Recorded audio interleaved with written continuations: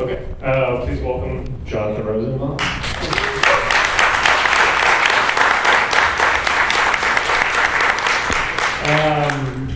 We'll talk about the film and also the book. Maybe we'll start with the film briefly, just because everyone's coming out of it right now. I watched an interview with you, I guess last year, where you called Radu Jude the most multifaceted new filmmaker since Godard, which is an amazing and I think interesting statement. So I'm curious if you can expand on why you think he's so multifaceted and how you think his films may relate to Godard, especially this one. Well, I think it's, I think the similarity, I'm thinking particularly of Godard in the 60s and sort of the extent to which, again, his movies, whether they were intended or not as state-of-the-world films, they were accepted that way. And I think that I've also argued that there was a certain period during which I think Abbas Kiarostami was doing the same kind of thing. And basically, even though the settings were not big cities, they were out in the middle of nowhere, but they still sort of like were showing changes that were taking place in the world. I mean, I always feel conflicted when I watch this film because I think on one level, what I like most in the film, if I had to single like one section, is it would be One Way Street, which is actually significantly named after Walter Benjamin. And I think that there's a kind of way in which what I find exciting in that section is almost like a redefinition of narrative. Like, in other words, if you have a pan across a city street, and at some point in which the leading character is going to appear in the shot, the point is, at what point are we watching a documentary, and at what point are we watching a fiction film or a narrative? And I think that actually a lot of the most interesting cinema comes from sort of this kind of playing off documentary and fiction against each other. What I like least in the film is, and in a way it sort of carries through the entire film, is a virtual equation of sex with violence. It's in terms of like the way it imagines sort of like this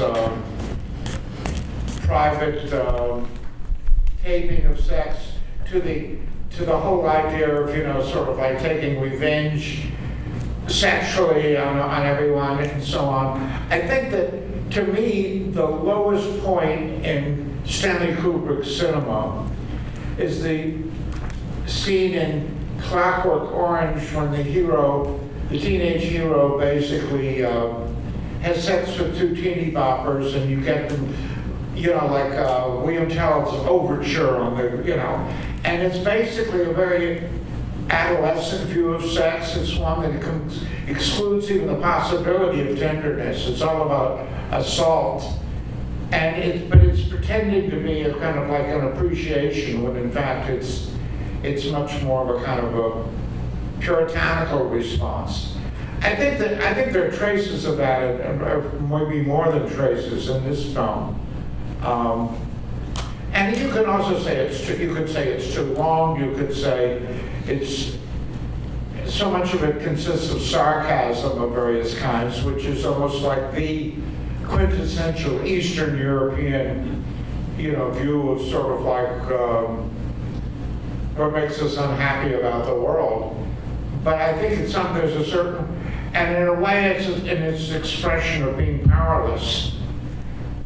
But I actually see in the One Way Street a different kind, it's exerting a kind of new power, which is, in other words, it's leaving it very open. It's almost like an open text, that sequence, because how we connect or don't connect the different parts of a shot is largely left up to us. It's not like he's pursuing a thesis. It's almost like a kind of exploration, I think. But anyway, I would rather hear from you than just spout on and on about this. Yeah, no, and I have questions about most of those things you just brought up. But maybe, can you tell us, before you saw Bad Luck Banging, what was your relationship with Radu's films before? Had you seen many of them? Did you, because these last two films kind of signal a different shift. I think this was the film that turned me into a kind of a conscious Radu Jude fan, but I'd seen some films before that. Some of which I like more than others and so on. And I hadn't even connected ones that I'd seen years apart with each other. But I just thought this was, because I certainly liked the way, he uses these quotations, which again is probably the most Godardian type of thing. But at the same time, you could, I guess, argue against this film that it's so all over the place, it's not about anything. But I do think, so many of the issues of the contemporary world that we're wrestling with are in this film. I mean, even though it's set during COVID and it's not during, I think that obviously you could accuse the film of being excessive and biting off more than it can chew, and I don't know if that's a bad thing. I think it's actually, it's a rich film, certainly, I think. Yeah. For people who aren't familiar with Radu's films, like his early work in the late 2000s were kind of in the late new Romanian cinema vein, and they've evolved like exponentially since then. They're very different than those films, but it was like a slow evolution over the 2010s to get to where he is now. And he works in so many different styles. Like he's told me, like, I don't have a style. And every movie's almost made in a different vein, which is very interesting. But can you talk about, in the book you pair this, like you said in the introduction, with WR. Can you tell us why you paired it with? Well, it was because they're both films about the whole idea of sexual liberation and what it might consist of and how society responds to it. I mean, it has a difference of being filmed both in 16 millimeter documentary footage, showing the kind of sexual revolution in all sorts of ways. And of course, it's also about the martyrdom of Reich and how he was treated in the United States.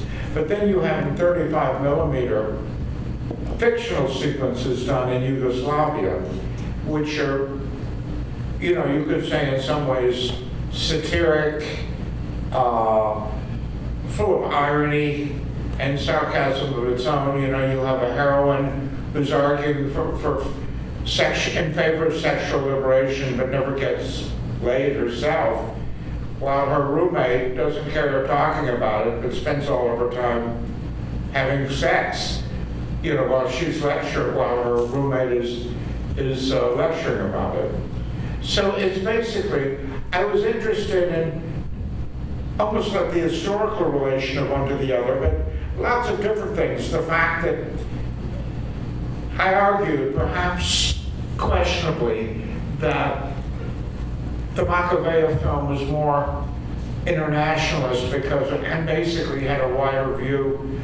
But on the other hand, as was pointed out to me by Jim Nairmore, in the whole sequence in when the heroine is walking through Bucharest, part of what's so evident throughout much of the sequence is how much Bucharest is like the rest of the Western world. I mean, as we know it. I mean, in terms of the kind of things you see on the street, even the same fast food, but a lot of things that are very similar to what we could say is identified beyond with not just Romania, but being about. But at the same time, there's an attitude to say almost like this is a film about Romania, which I think it was easier to say in the 60s, or the early 70s, this is a film about the world.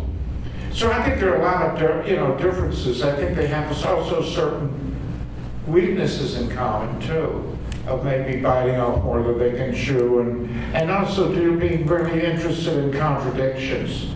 They're both very dialectical films, I think. Right. And the book actually starts with a quote by Manny Farber, which made me think of this film when I was reading the book.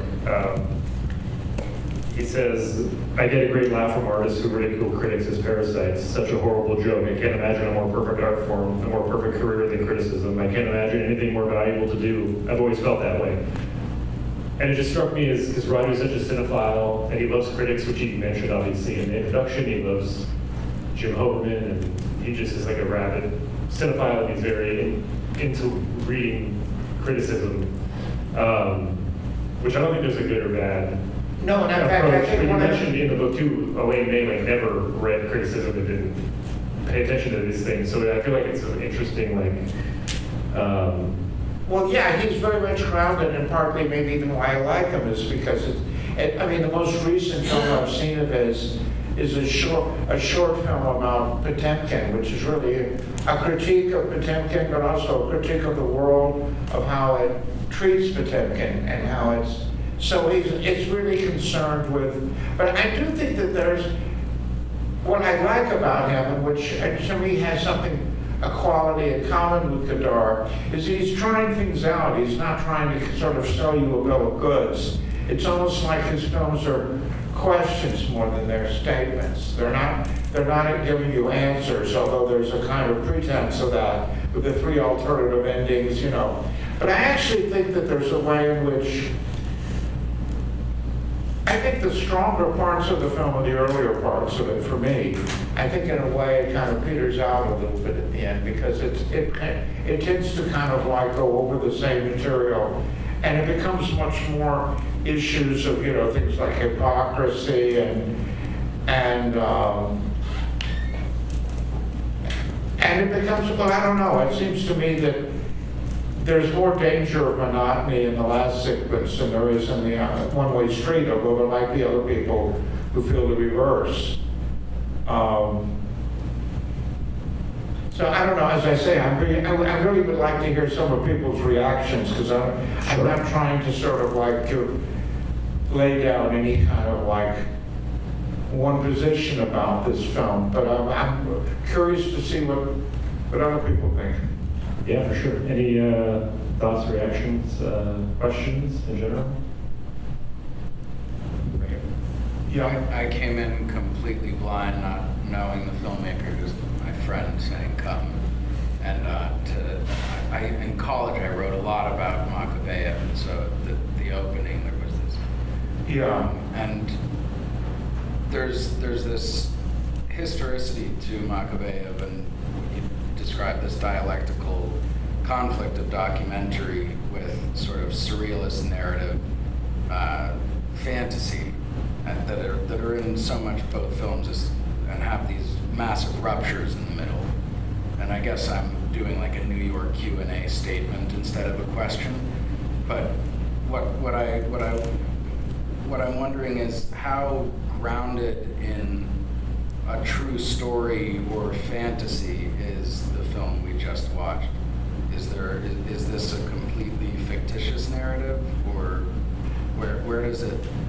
Well, I don't know, but I mean, one thing that occurs to me is that the opening so-called porn or whatever sequence is hard to swallow in a way because it's trying to be as, you know, reprehensible as possible. In other words, it's almost set up like a theorem: is what could we do that would be the most grotesque, the most, you know, sort of, but at the same time, so there's a kind of way in which it's posing a kind of theorem or thesis, even though it's an exploratory film. It's sort of like creating a kind of almost a kind of like it's like a laboratory experiment of a certain kind. If you take something this extreme, and then what you can do with it, and it's really, to a great deal, I think a lot of if you could turn a lot of what he's trying to do in this film into a kind of a statement, it's like the statement would be society doesn't know what it's doing. And I mean, and I think that's true to a certain extent of Makaveyev's film as well as, you know, this one. I love when they make the dildos in WR Mysteries of the Organism. I'm sorry, I mean, The sculpting of the dildos Yeah. in Mysteries of the Organism and the final shots of this film, just shoving the dildo down all of the men's faces. Fantastic cinema. It's a dildo that I like it. yeah. Anyway, yeah, go ahead. How do I kind of phrase this? I guess like throughout the film, especially like the middle portion, I found it functioned really well. Like I was having like a constant image, just like image with the text on it.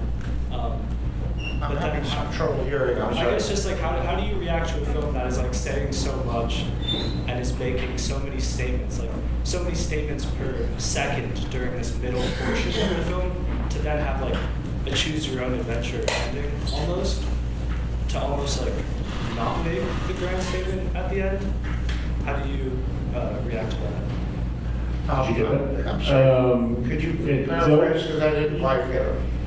Yeah, just how you react to the film throwing so many ideas at the wall, essentially, and then at the end also giving you multiple options to how you want the film to end. I guess. How Well, you the whole react. film takes the form in a way of a multiple choice question.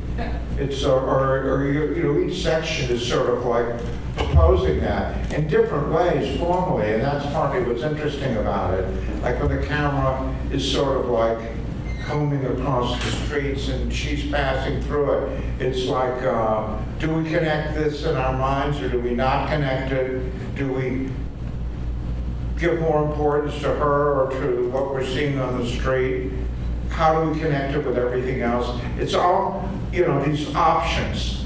And in a sense, we're bombarded about it. But there's also a sense, one thing that fascinates me in general about Eastern European cinema is that in the 60s, it was the belief of people in this country and in France, and for most of Europe, that it seemed like that the cutting edge, radical cinema was, from France, maybe from Germany, but not really from Eastern Europe, where it seemed to me that we look back now, that the most radical films formally and ideologically were from Eastern Europe.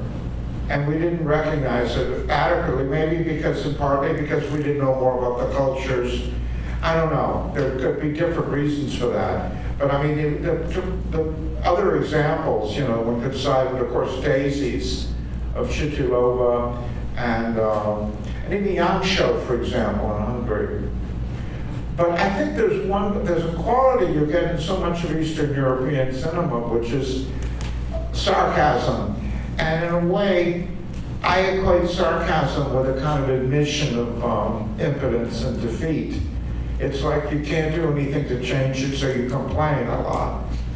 And of course, this was a situation in a lot of Soviet bloc countries, and it seems to me it's not surprising that would be symptomatic of his cinema because of or of other former communist countries, sort of like.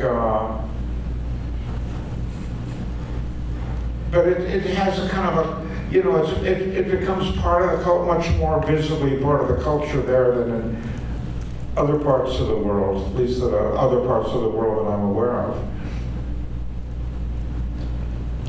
Anyone else? Right there. Hi, yeah. I was going to ask a question, but your answer reminded me of your essay comparing the Woodstock film to the Altamont film, where the Woodstock film was this like. I'm sorry, the Woodstock film? Film You were Woodstock essay comparing the Woodstock film to the Altamont film? Pass the mic to the person. Yeah, I'm sorry. Yeah, so you wrote this essay about the documentary about Woodstock, where it's often panned as utopian and therefore, irrelevant, but you compared it to the Altamont documentary, and you said that it's actually the Woodstock documentary that shows us how film, politics, and aesthetics can be united, and we tend to be cynical about film, and Woodstock is a very utopian film. exactly. But you celebrated the aspects of that, and you showed us that in that essay, you reminded us that we can celebrate those things and not automatically be cynical about it.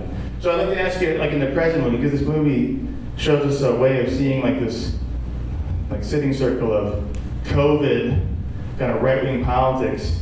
And so I'm going to get you, are there other films in the kind of COVID or post-COVID era which at all grasp at this utopian, or at least even a semblance of an alternative politics, which I've always read in your essays as always being a possibility of film, that you see as a possibility of film language in the last few years, that you hinted at in your earlier work? I don't know if I'm catching the drift, but I do know that if it's relevant to add this, is that I've compared Woodstock to Triumph of the Will more than once. And I like Woodstock a lot, it's not like, but the point is that the kind of high you get from both films is similar in a certain kind of way.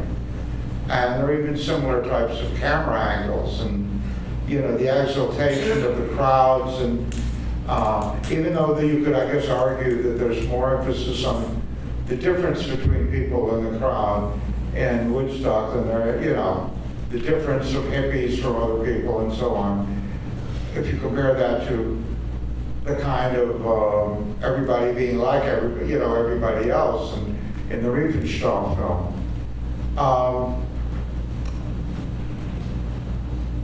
I don't know, there's certainly there's hardly any trace of, at least if there are utopian films made by Radu Jude, I guess I haven't seen them.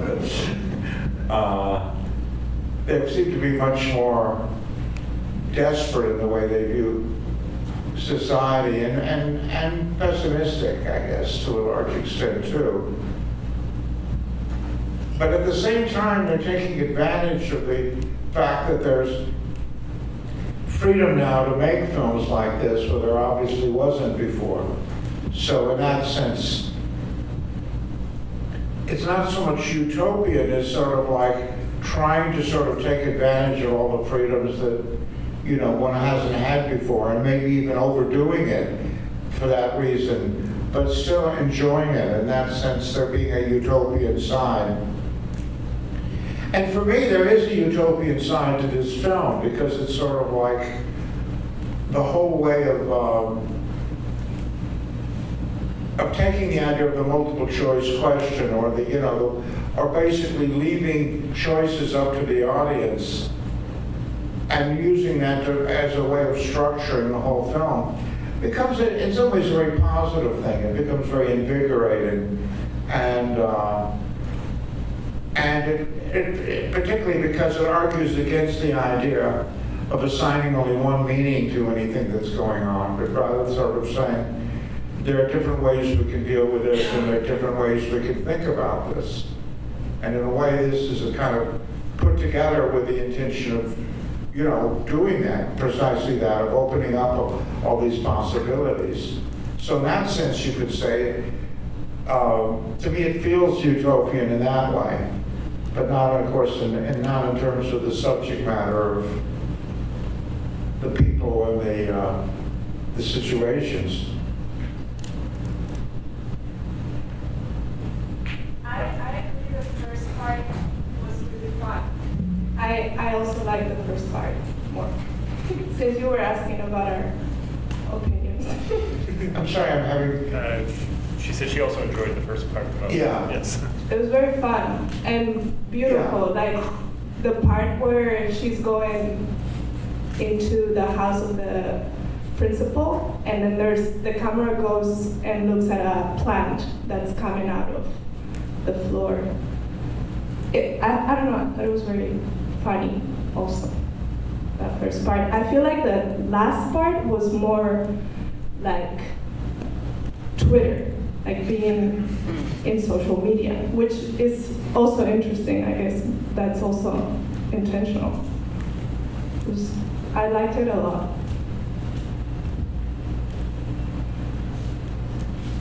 Behind you.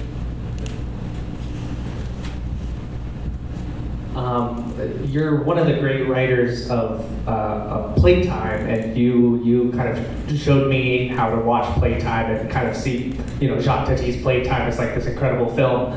But is there not kind of some of that in the beginning of this film? I think there was one part where, you know, she's chastising the man for parking on the sidewalk, and he's like, you know, fuck you, get out of here. Yeah. And so she leaves. And then later on, you see this huge truck just completely, you know, like block the sidewalk again, and I assumed that, oh my gosh, she's gonna have this huge reaction, like you know, this is like how her day goes, like I'm trying to see this pattern, but she just walks by it, and to me, there's something, yeah, very interesting there of like, oh, like she's the choices. Can I connect that moment? It doesn't look like I can because, like, you know, she isn't reacting the same way in those similar situations.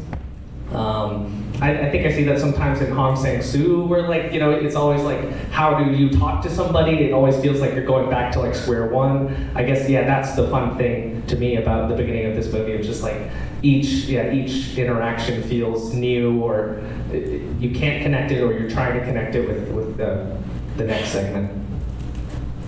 Well, I think that one of the things that to me is fascinating in those examples that you give is because we're often asked how much in a given shot or sequence has been preset by the filmmakers and how much is just by chance, you know, that they're encountering it.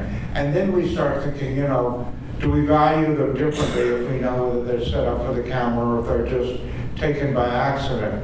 In other words, there's a lot that we're implicitly invited to question, and question even our own responses, whether, because we tend to have different reflexes in reacting to what we think is documentary versus what we think, you know, is fiction. And so it seems to me that,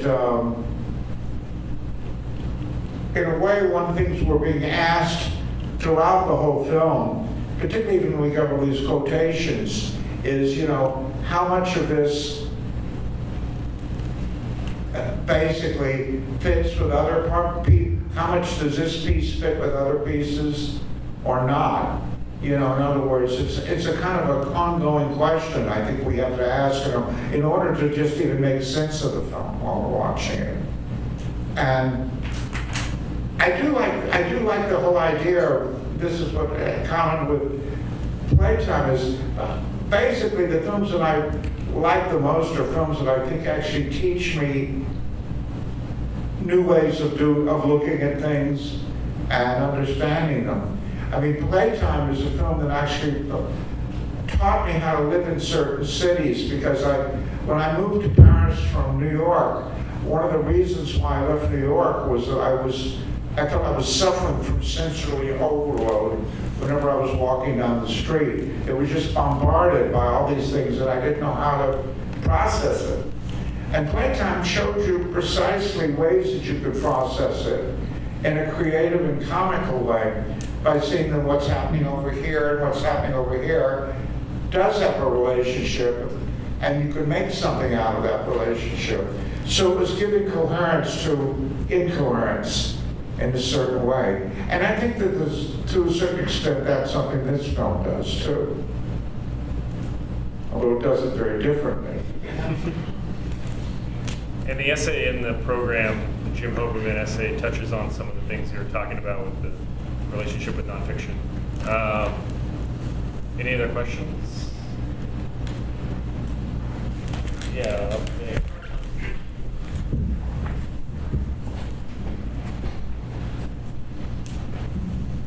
Well, I was just wondering if you thought the performances in part 3 suffered from the face masks. Do you think the performances in the third part suffer because of the masks? Well, I don't know. I mean, the fact that they're masked is part of the kind of the reality of the way these people are acting. In other words, you often feel that they wouldn't necessarily be saying the same things in quite the same way if they didn't have masks. And you know, it's even possible, which makes me think that some of the horrors that we're passing through now in media and the political world has a lot to do with the fact that we went through the COVID crisis and that it made people more, well, essentially more secretive, I think. and more paranoid and untrusting and all kinds of things like this, and more suspicious of other countries, other cultures. You know, it's like so you can't remove. I actually think that the masks are part of the performances in a way. That I couldn't separate them from the performances, because I think that they're what the film is sort of showing is that people, you know, is how things get twisted, but sometimes twisted further by things like COVID. I don't know if that really answers, but I actually, you know, in a funny sort of way, I think one thing you could say is, if you're looking for a kind of realistic cinema, I mean, none of the characters are very convincing to me throughout. It's so much working out of a thesis and a theorem in one set that but if you had to say who are the real people, I mean, the streets are real, but in terms of what the people are doing, I don't think we even know because the very fact that we can't tell sometimes what's documentary and what's fiction increases our sense of, you know, like being unable to kind of like evaluate what we're seeing.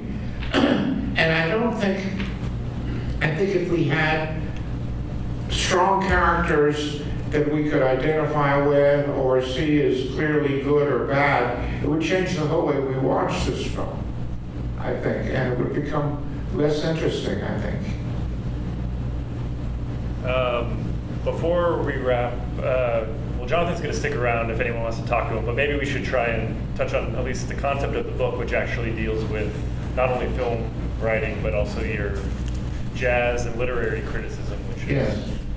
And of course, there is an awful lot about literature in this film. It's true, yes. But maybe you can talk about the idea, you've been doing all three practices essentially here for 40 plus years. So I'm curious if you can tell people just the idea behind the book and collating these things together, which dovetail in almost all the pieces.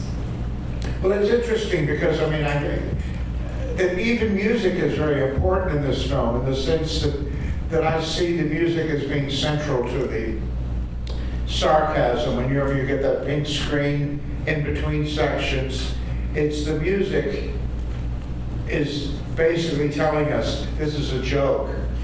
This film is a joke. This film is sort of like not taken in by any of the things people say because we know it's all ridiculous, or something to that effect. The music seems to be telling us that. And so in that sense, it becomes not just incidental, but part of its strategies. I guess really what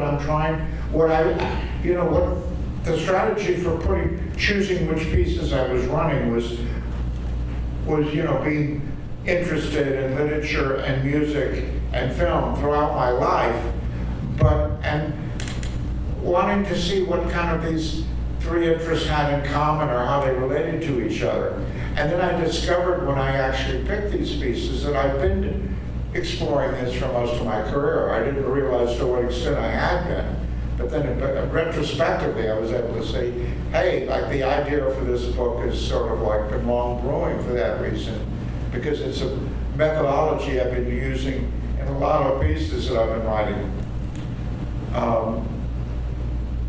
And I think one thing I want to mention, because I think it becomes a political issue, for me it does, is that there were two university presses. In fact, I'll mention what they were: University of California Press and Columbia University Press, that had editors that wanted to do this book.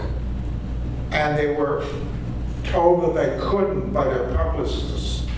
And what this revealed, which I had not realized and is shocking to me still, is that we don't have a pre-press. If we have academic presses that get, sort of like state grants and everything, and the final decisions are being made by the publicists, if they're the ultimate arbiters, then it goes back to the whole Reaganite principle of, you take an existing market and you exhaust it, but you don't start new markets. You basically, that's why it was sort of like the same period when Reagan came into office. I think that we started having all these sequels and remakes and so on. It's a similar idea. You don't create a new market, you kind of like go back to the tried and true, which means that by definition, you don't change the world. You want to benefit from the world exactly the way it is. And I'm still kind of like shocked, and of course I feel incredibly fortunate that Havenbeard Press and JC is here, you know, like agreed to do this book because it showed you that we do still have a free press, but it's not in the places where we necessarily expect it to be. Yeah, shout out to Hat Beer. Thank you guys for doing this. I think we should probably wrap. Was there one more here? I just want to know why. You know why? Why did the other academic presses say no? I'm sorry? Why did the academic presses reject the book? What? Why did they do it? Did they say why? Other than Why did, I'm sorry, Did why the did they academic- reject it? Yeah. I didn't get detailed responses except that basically they think of sales in terms of categories, you know, what section of the bookstore and all of that. It's you know, it's like, and so they don't know how to promote the idea of a book that sort of like is in these split categories, you know, it's about literature and about film. I mean, I don't know why, but the point is that it's insulting to people to say if you're interested in film, you can't be interested in literature. And if you're interested in literature, how could you possibly be interested in music, much less jazz, you know? It's to me, some of the things that I hate about our media is the low opinion of the audience. And basically, it's really reflecting not the taste of the audience, it's reflecting the taste of the publicists, really.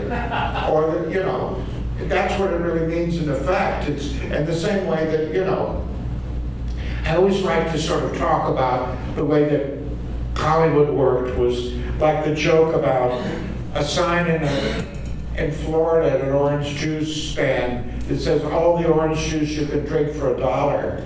And then they give you a little thimble.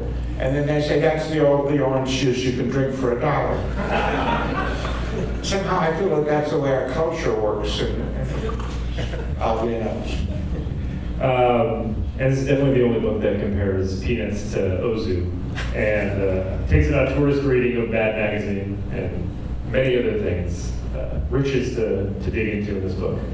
But I hope you guys enjoyed, and you guys can buy a copy of the book online if you didn't get one. But please join me in thanking Jonathan. Thank you all for coming. And if you didn't get a chance to ask a question, Jonathan and everyone else will be out in the lobby. So come and join us, have a drink. Thank you. Okay, good.